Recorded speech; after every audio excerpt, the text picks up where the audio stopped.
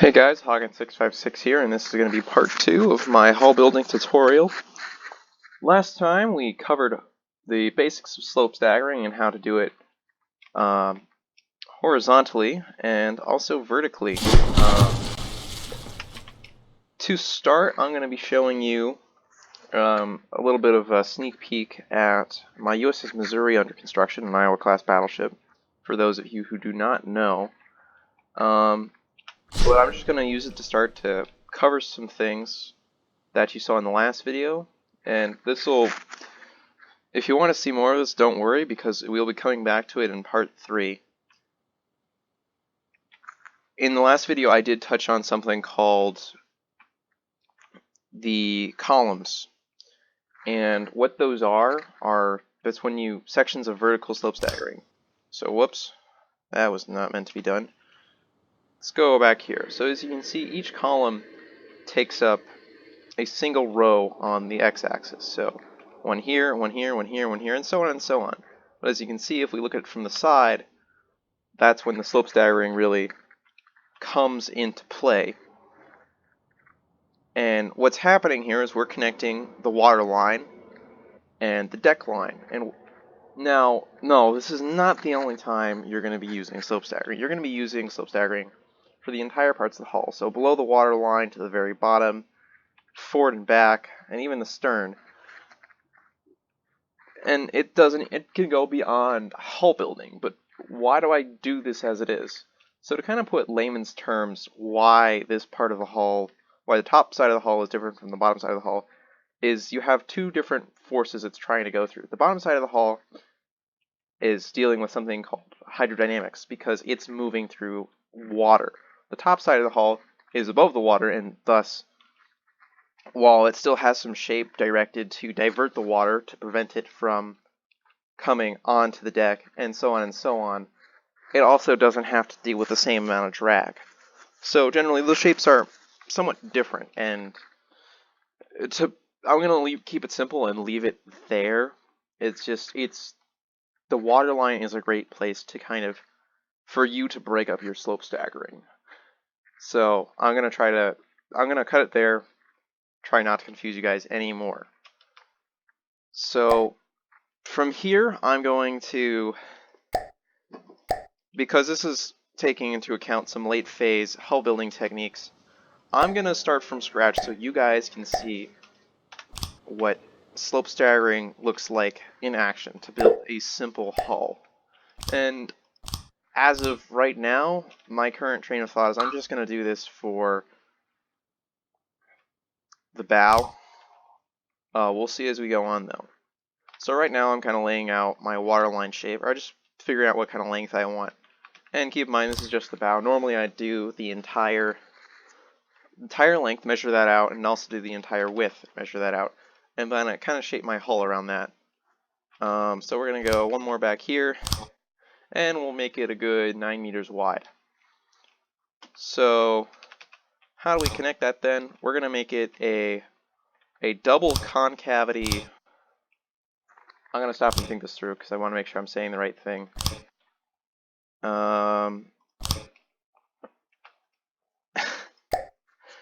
So if you don't know math, concavity is the shape of the curve. So if you have two, what I'm gonna say is incorrect because I'm how tired I am. I just know it will be. So you have sleek going to wider, and then you're gonna have wider going to sleek again to meet the hull, and it's something you kind of see in the Iowa. So I'll try to make that really evident here. We're gonna have a lot of compression, and compression is when that wider phase. So if you had a 4 meter angle, in my terms, to kind of explain the vocabulary I might be using in my dulled state, this is going to be a sleeker shape compared to 1 meter, which is going to be a blunter, wider, all that kind of thing shape. So to put simply, to give you a little outline, just building some basic shapes, this is going to be what I'm talking about. Just worrying about these three slopes here. So we're going to go sleek to going out really fast, and that's relative for every hull. And then sleek again. This is the kind of shape you see on the Iowas. This is the kind of shape you see on many ships these days because it's just that hydrodynamically effective. So let's see what we have here. We have 5 meters, and then we have 4 meters, 4 meters again, and we have 6 meters, and then we have our maximum width. So that's a little weird. We're going to add another 2 meters up front. Make this thing nice and sleek. And 2 meters here. I want all these things to be a little different, and for good measure, we'll leave that as is. So this is our water line, of course, right? So let's start by giving it some slope so we can see it in action. So 6 meters, 5 meters, 4 meters, and then 6 meters again. And you can kind of start to see it. It's very subtle, and because of the size I'm working with, you're really going to have a hard time seeing that this double concavity shape going from in to out and then out to in.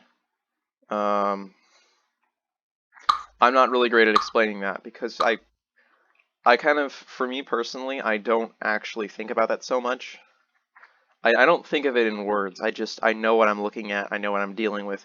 That kind of thing. That's how long I've been working with these sorts of things. So I want my hull to be basic, so we're not going to give it any bow shear. We're going to make it 5 meters tall, so you can really start to see it. And we're going to make it a single concavity shape. So we're going to make it basically go from really wide to really sleek. That kind of thing. This is example hulls of this. At the deck line are many German ships, so such as the Bismarck, if you're familiar with that. The Titanic also was one with that sort of shape. And those are just some examples. So we're going to go for 2 meters, 3 meters, 4 meters, and then for our last shape, we're going to put some distance in and give us, say, 6 meters. And this is a really basic hull. I'm not planning on using this for anything really. So to start, so you guys can see it, I'm going to be labeling this stuff in green and blue. So the back section here, these two things are going to be green. Skip over one. These will be green again. Find the one on the deck line, which it corresponds to. So as you can see, these two are corresponding and these two are corresponding. And then we're going to do the other ones in blue. So these two will be corresponding. And these two will be corresponding. So if you're wondering what I just did, our goal here is to connect the colored lines. So this one's going to be connected to this one, this one, and this one, this one, and this one, so on and so on. And we're going to be connecting them with vertical slope staggering and things called columns, as I mentioned earlier. So for me personally, I like to have some initial verticality before I start to slope over to make that nice, because you'll start to see the difference. The shape of the hull is really determined by how you stagger at this point. So if I were to do something like that, which is incorrect, I'll have a smooth line, something that if you were to look at it from a side angle, which this is absolutely incorrect because I didn't use these shapes, something which I guess is a bulbous in shape in that it kind of, the staggering makes it lean out almost.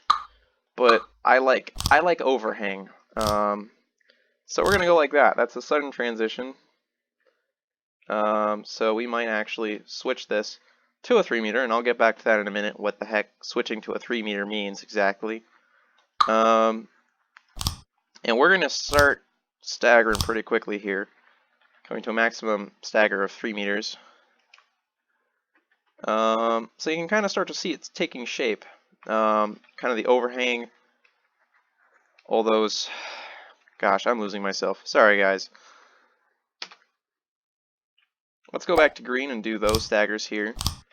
So once again, you don't want it to be like this. It was like, oh yeah, I want 1 meter between this stagger and this stagger, but then inadvertently overlap with a different stagger. that's something you want to avoid. So no, it doesn't. Right away, I'd say don't worry about being too mathematically correct in that every block has to be exactly a meter and correctly proportional to one another. But I will say avoid that. Don't overlap your slope staggers. Whatever you do. So we'll put this guy here, and then this one here, and oh, we're having a 1 meter overlap again. Well, I think this guy would be better as a 3 meter. So let's see what that guy looks like there. Really starting to take shape with a really basic hull line. This is, especially if you start small, this stuff's really easy, so don't be afraid of slope staggering. We're going to start to go, oh no, that's still quite the overhang, so we're going to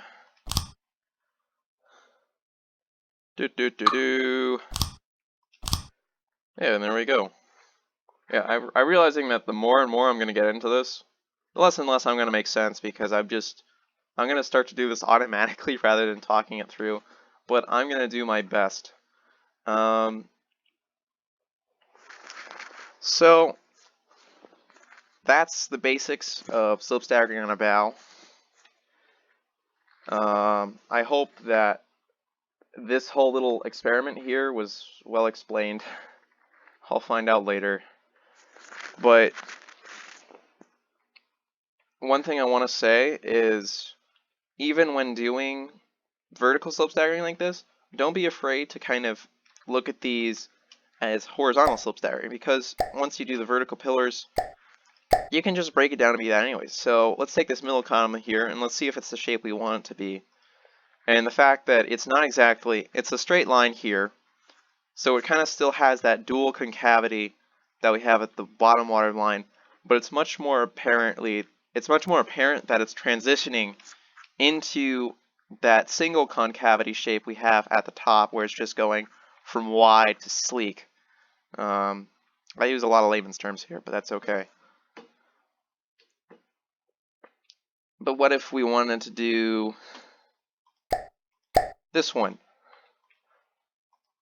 Well, at this point, we can start to see that it's significantly switched to that single concavity shape, going back to wide. And of course, even if we did it with the bottom one here, we'll see that it strongly resembles the dual concavity shape we have for the water line, where we have that long slope stagger. We start to get shorter and then longer again. So yeah, that's that. And how to do sterns, I guess. I have about 2 minutes left, so I'm going to save this real quick. As I said, always save your stuff, even if it's kind of stupid sometimes. Sterns are interesting. I don't even actually know if I should cover them. They're very much the same thing. I'm going to pull out my Missouri again, just to show you guys. They're very much, I just said this, but they're very much the same thing. You want to start with that above water line, below water line. Sorry, you want to start with the water line and the deck line. And if you're wondering, it's like, so when am I going to go into the bottom water line? I'm going to say that for last, because that is kind of one of the most complicated things. And it's, you'll start to see it here in the stern, is where we're switching between the lengthy slope staggering on the x-axis, and then the slope staggering transitions 90 degrees, and it's kind of now going on the y-axis. And that's not to say all sterns are going to be like that. This is a very wide stern. Many different designs and many different shapes. But if you can kind of get in close, you can kind of see that. So back all the way over here, we have that slope staggering again. And then around this point, we transition. And you'll notice I use a technique. So my technique is, when you're coming to that 45-degree angle, you switch from these inverted triangle things. And at the bottom of that inverted triangle, you use your longer piece, and so a 45-degree piece, and then, I'm sorry, no, this is a 45-degree piece, because all that matters is that top. It's not the entire block you're looking at, it's the very top. And at the bottom here, we're dealing with a longer piece. So if you kind of look at that and you break it down to the lines of the block, you'll notice that this line here is really what's important. So you'll see that at the very top, we connect again, and at the very bottom here, we're still good because it's that single transition. You'll notice here that we kind of go from 45 degrees to flat, and then back out to 45 degrees, and yeah, but we don't have blocks for that, but it's not entirely important because what matters is the outside lines of the block, and that's what's important about slope staggering, is the imaginary lines where your head connects the dots. And so to go off there, we kind of transition here. I use some mimics here to kind of create a wider angled block. So you know. Let's see if I can copy that so you can kind of see what I just made. So that's that. That's an imprint. You can really see what I just did there. Was that I just took two angled blocks, the inverted angle block and the angled block, and I just lengthened them to fit the dimensions I needed. And then I just connected those things to my vertical slope stagger here, which I wanted to be the stern shape. So once again, I hope that was helpful to you in some way, and I hope in video 3, which will be starting to talk more about how to work with more advanced techniques to know about your hull building. I'll talk about the area of max compression, especially when dealing with dual concavity shapes, and even technically the Iowa's bow is a triple concavity because we go outward. We're curving back, then we curve outward, and then we curve back again. So there's still a lot more to cover, and hopefully I will get through all of it. Especially, as I said, below the waterline is a completely different field. In some senses, for me, it's simpler, and other people don't know what to do there. So that's just on the horizon for me to break down for you guys. And of course, I might have mentioned this earlier, that how to deal with, as I was breaking down for you guys earlier, or I showed you in my demonstration, I dealt with two parallel lines, the deck line and the water line. However, in cases like this, I gave the bow shear, in which case I angled the blocks. Yeah, so that's pretty evident here, and I'll explain how you can work with that with slope staggering. So I think I'm limited at 15 minutes. I don't really know. So if not, a bunch of this stuff might get cut, and this might be a two-parter, but that's okay. So I will see you guys next time, and I hope you enjoyed this.